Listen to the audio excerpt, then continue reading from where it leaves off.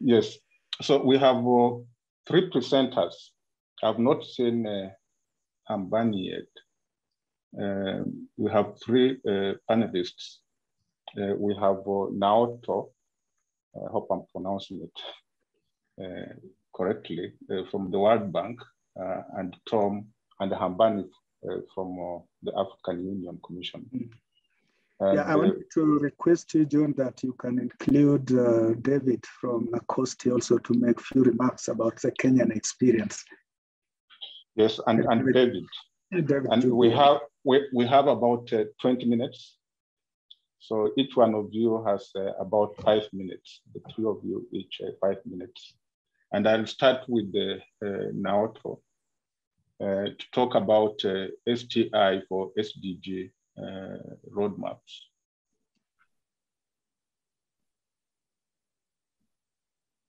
Now, thank you. Oh yeah, you are there.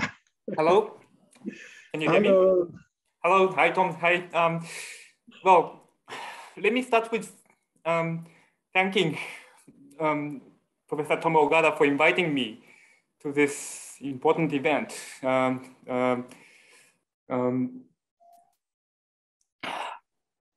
Memorizing Professor Calestous Juma, this is something meaning very personally to me. I am also a student of Professor Juma at Kennedy School from 2007 to 8. And he was the person who inspired me to work on science and technology on development. And when we, as part of the UN Interagency Task Team, was embarking on this journey, I was about to update and consult Professor Juma. And then I was shocked to learn that he just passed away. That was 10 years ago, several years ago. And then hearing all about the updates from the pilot countries also means something really personal to me. I think we are on the same boat all together. Through this experimentation, let's say, all the countries face different circumstances and we all learn by doing, and we try to learn from each other. And also, accumulate our experiences, not only at the country level, but also at international level. Because what it takes is basically to, learn better to work together. And different ministries have different ways of working. Different development, organizations and the UN agencies have different positions and, positions to advocate and also things to protect in a way. And then the countries have different level of capacity. The sorts of funding have different level of awareness. And, people and citizens and the researchers and the industries, of course, have different advantages as well as the limitations and constraints. So it's all about bridging all these differences and sharing and advancing the higher level objectives and accelerating the progress. The COVID pandemic kind of pushed us backward, and we only have how many years left before 2030? It's like 8 years. Yeah. So yeah, the achievement, or let's say step progress being made in pilot countries are really encouraging, but we are not there yet. And the regional and continental institutions like ACT and African Union are expected to play fundamentally catalytic role here by making connections and upholding the shared aspirations and bringing people and institutions together. So I'll stop here. I'm more keen to hear from the other 2 panelists and engage with the audience through interactions. Thank you very much. Thank you. Let's hear from David. David from Nacosti. Good afternoon. I'm David from Nacosti, and I'm just going to give about an overview of the SDG for Kenya. Of course, Kenya was one of the pilot countries, And we developed a draft document. There was a technical team supported by ACTS. Of course, Nacosti is deputizing the treasury, which is the one who was spearheading the STI for SDGs. So we came up with that draft document, which was to be shared with the stakeholders. And we really identified agriculture and manufacturing with ICT as cross-cutting. In Kenya, for the last 10 years, we have been implementing for the last 5 years, we have been implementing what we call the Big Four by the government. That is agriculture, there is health, there is housing and manufacturing. So towards this, then in our document, we have agriculture, we have manufacturing, and also we have ICT as cross-cutting. We identified the various technologies and alternative technologies. And we have realized, as we have been engaging with the Kenya WorldBank, that there was a breakdown between us, Nacosti, and the Treasury, but we have realized there has been some progress in terms of realizing STI for SDG, particularly in agriculture. We have what we call the digital technologies. And in terms of providing or facilitating inputs, and also in terms of facilitating the market so that the farmers are able to get markets for their products. So, and also within the country, Nacosti is the one which is supposed to come up with the research priorities in the country.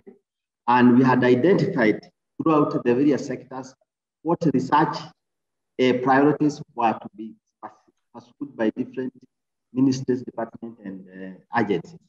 So we already have a structure where we have the ministries, we have the permanent secretaries who are the heads in the ministries.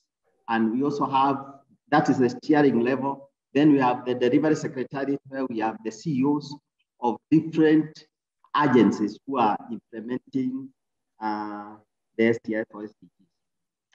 Also to note that in the last financial year, the government has allowed Nacosti to mainstream STNI in the ministries, departments, and also agencies. That implies that we'll be able to know what is happening in different ministries in terms of STNI and also agencies. So we have been collecting this data, and maybe in the very near future, we should be able to analyze and know what progress is happening in, for example, SDG 1 and 2, and also SDG 9 and the SDG 8. So I can say we are in progress. We are making some progress on STI of SDG in various SDGs. Thank you. Thank you, David. Tom, let's hear from you. Yeah, thanks very much, John Mugabe. I just want to mention that ACT has been involved in this process of the STI roadmap for the SDG 20 since 2019. We participated in the third meeting of the expert group that took place in Belgium in 2018. And together with Naoto and UNESCO, we organized in Nairobi the fourth expert group meeting that took place in 2019 in Nairobi. And of course, as been mentioned by David, we provided the technical support to the Kenyan pilot project. And thereafter, we mobilized a number of STI agencies in the region and developed a big proposal because we wanted them to upscale the STI roadmap for the SDGs. So I just wanted therefore to use this to share with you some of the lessons that we have learned from this process. And there are about 6, and I'll be brief so that I complete within 5 minutes. The first big lessons that we learned is that there is weak interagency collaboration between those agencies that are responsible for STI those agencies that are responsible for SDGs. I think never before had really these two agencies worked together. You'll find quite a lot of achievement has been done, particularly in Kenya, by the Treasury and Department of Planning, which is the custodian of the SDGs in the country. But that was done without any collaboration with those agencies that are responsible for STIs, and the reverse. And I'm mentioning this to really then indicate that it is only through then this STI roadmap that for the first time, the agencies that are responsible for SDGs within the country were able to work together with the agencies that are responsible for STI. So that is one lesson that we learned. The second one is that there is actually inadequate knowledge of country-specific SDG gaps by the STI policymakers. And I don't know whether I'm communicating, but coming from STI policy side, and I know most of us that are participating today are from that sector, we always, when we formulate policies, we'll gladly mention that we are linking them to the STISA 2024, we are linking them to sustainable development goals. But never have we asked ourselves, which specific SDG goals are we really trying to address with the STI? And so do we know which gaps we are trying to address? And I think it is for the first time then through the roadmap that you are seeing opportunity to link STI strategies, STI policy, STI plan, specifically to address specific SDGs and more so specific gaps within even the SDGs themselves. And therefore that brings me to number 3 as lessons learned, that the STI roadmap becomes a very, very useful tool for implementing policies and ensuring that STI is used to address the SDGs gaps. We know traditionally that most of our African countries are currently striving to revise their STI policies.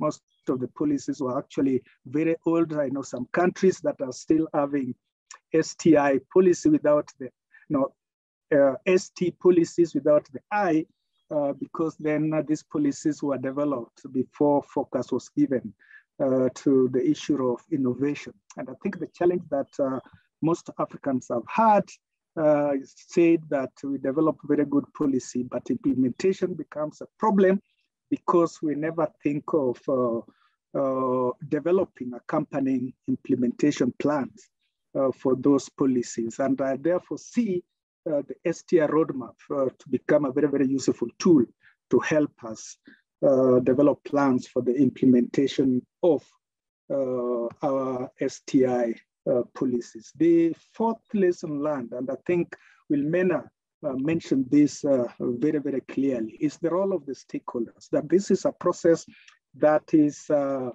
stakeholder driven, and therefore the whole issue of mapping the stakeholders and ensuring that they actively participate in the process is very, very key. And this is to the extent that the SDGs that are supposed to be addressed by the STIs are prioritized. And then therefore one need even to go down to within the SDG to find out which are the key stakeholders that will be able to drive this. The 5th one is that this process must be linked to existing government policies, strategies, and plan. And I think that was also very well articulated by Wilmina, which means that the presence of clear vision, the presence of clear development plan, like in the case of Kenya, Jubi mentioned, were guided by Vision 2030.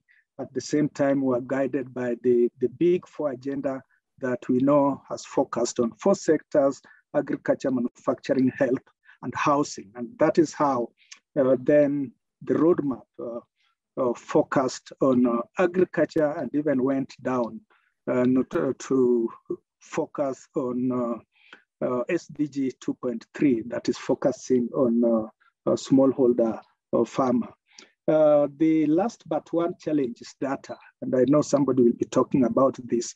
You require accurate data to really help you know where the gaps are, particularly with the SDGs, but also to help you understand what challenges are there on the STI side that then will make it possible to address the identified SDGs.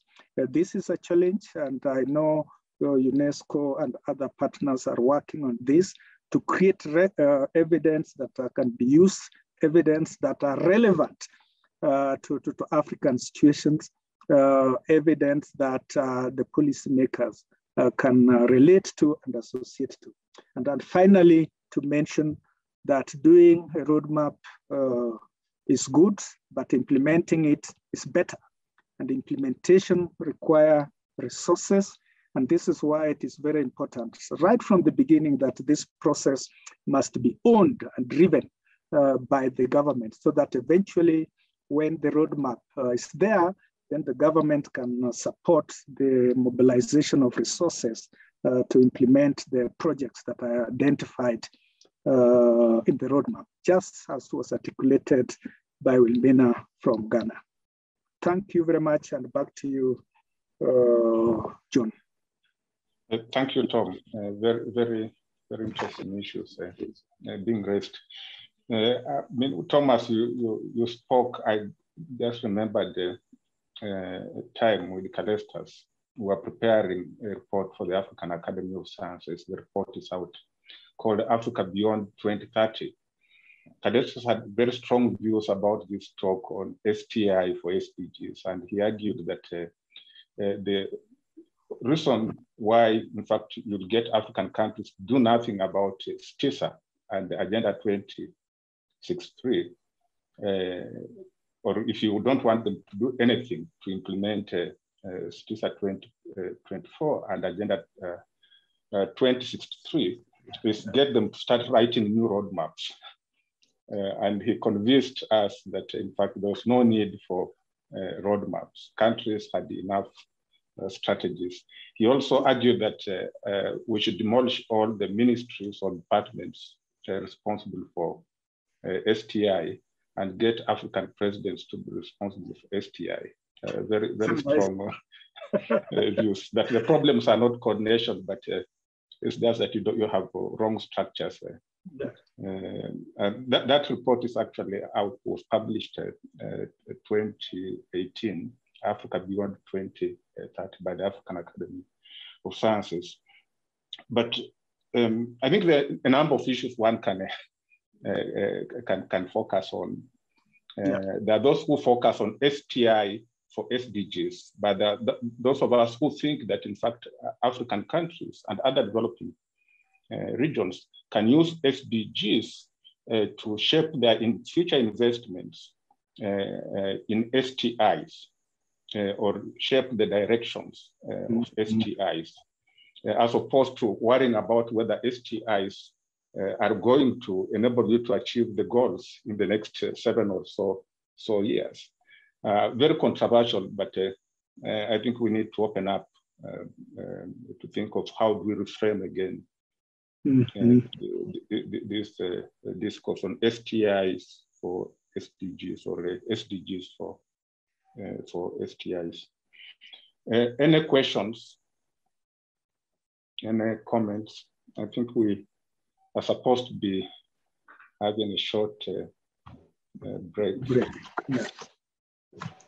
There are a few questions on the chat box that we could spend maybe a minute or two. I'm not sure if we have the time. Yes.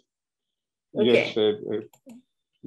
If you can read them out, we'll ask Tom, Naoto, and David to respond to some of them. Yeah. The one question I think to Professor Ogada is, what are the instruments that have been put in place to then make the roadmap become operational? So some examples of instruments to operationalize the roadmap. Then the second one is the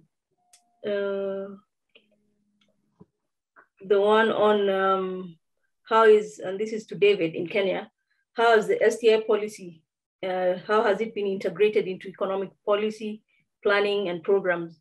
And how would you rate the level of implementation of STI policy? And what are the key lessons that you can highlight from Kenya, and maybe also other countries can highlight some of the key lessons in terms of the integration into development planning and the implementation level of STI policy. So you want us to respond? Yes, I think one was specific to yeah, well, the instrument, because I'm used to delegating, I wanted to request Wilmina to address that, because I remember that question came when she was presenting, but more so that they have already in place a roadmap that now needs to be implemented. So if she could take that, I would be very happy. But I wanted to address another question which was asked to, and that is the idea of piloting. And I just wanted to demystify that to explain that when the UN talked about piloting, it was really the whole idea that we would start with a small number of countries, and that is 5 countries, that would do this for the first time, and thereafter it would be scaled up. So which means that in a sense, these 5 countries, whatever they were doing was actually not piloting, but real scale development of the STI roadmap for the SDGs. And that is what, for instance, Ghana has successfully completed. And now they are moving to the level of implementation.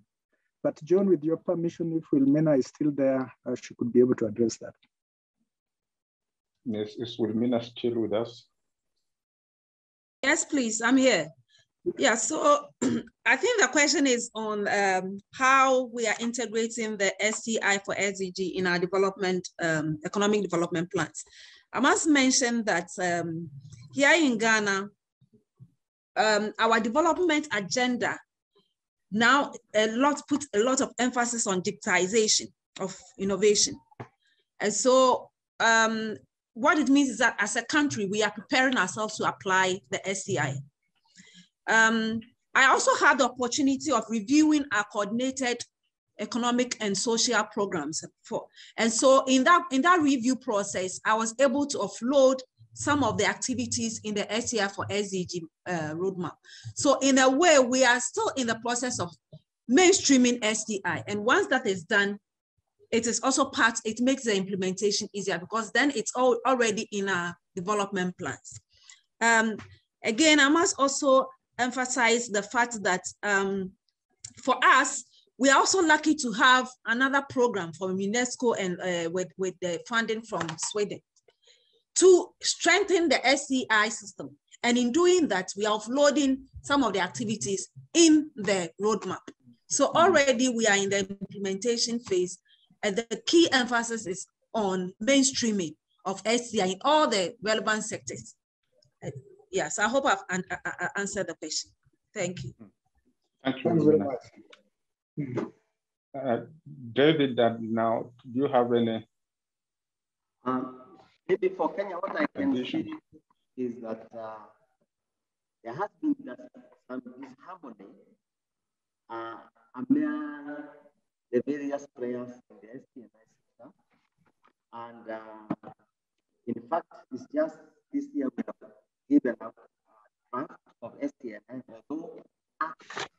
area, so that at least we can mainstream and also have the different players in STI acting together in harmony.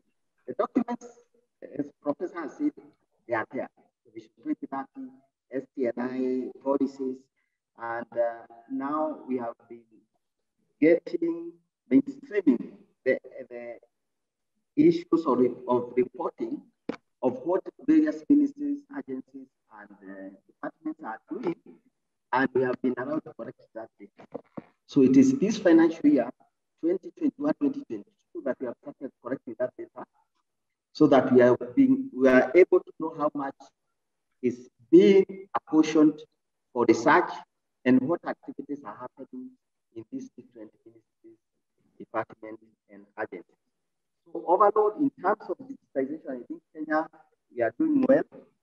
And this digitization technology is being funded by Japan.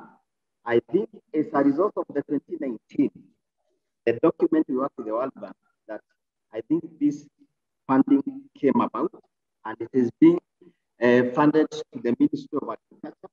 So all those digitization technologies with the smallholder farmers in terms of getting inputs and also getting the markets, I think we are well ahead in terms of digitization. Most of our farmers are using the gadgets, the mobiles, and they can be able to know what seeds and what fertilizer can be used on their farms. So that's what I can say. Thank you. Thank you, David. Now, do you want to say something? Yes, well, very briefly, thank you. I think many questions around operationalization, implementation. Tom, you also mentioned the knowledge gap on the explicit link between STI policy and SDGs achievement, as well as lack of data. All of this resonates with me strongly. And I think the challenge here is that it's relatively easy to create something looking like national coordination bodies and producing a document, looking like a national roadmap.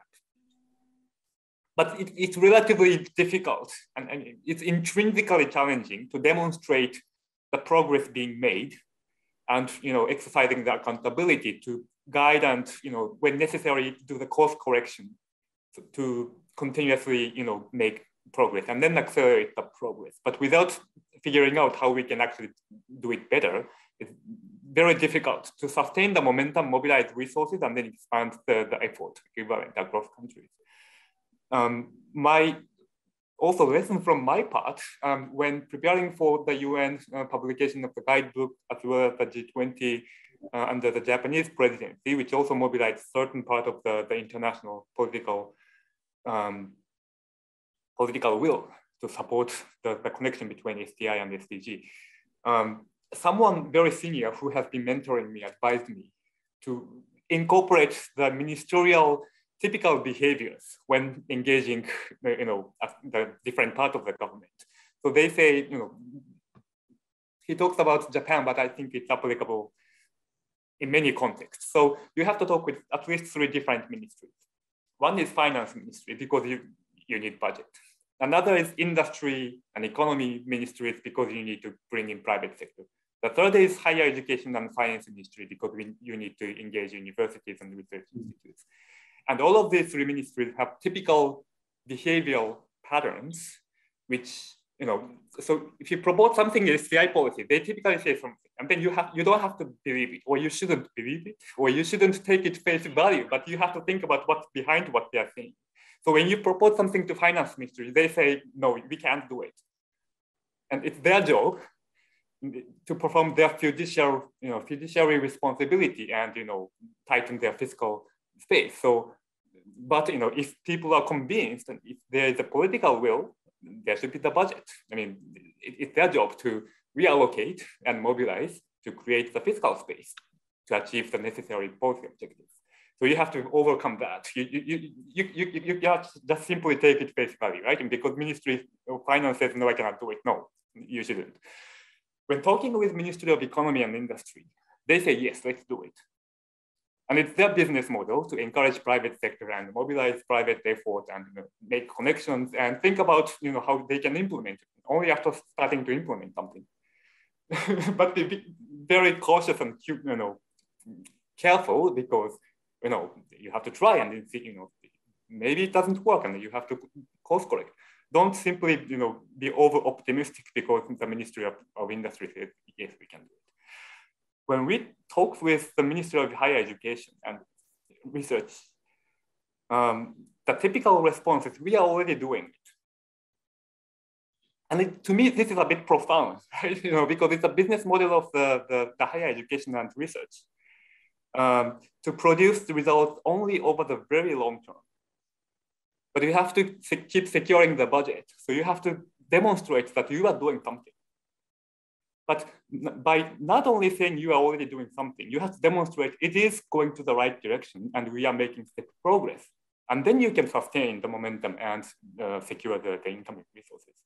Unless we figure out the ways, how we can do it better collectively, it's very difficult. And in the current environment, many governments across developing and developed, cohorts, the fiscal space is compressing. The COVID response will continue to expand. The new variants will, we don't know where we will go over the next few weeks. So yeah, this pilot is indeed an important pilot. And I think we are all proud of creating this community of practitioners who continue to learn from each other without being complacent and too overly optimistic, but maintaining our professional curiosity and then professional commitment to really achieve something through STI. And it would, well, only after doing that, I would be personally very proud of being a student of Professor Juma. Thank you very much. Thank you. Thank you very much. I think we're supposed to break for 15 minutes. There's one hand up. That's somebody that wants to say something. Hopefully it's brief. There's Desiree Selapello. Do you want to say something, but keep it brief?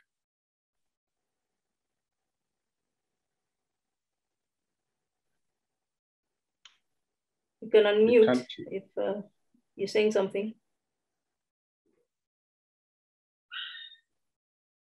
No. So I guess, yeah, we can stop at that and take the break. I don't think that the attendees are able to unmute from their side. That may be the problem.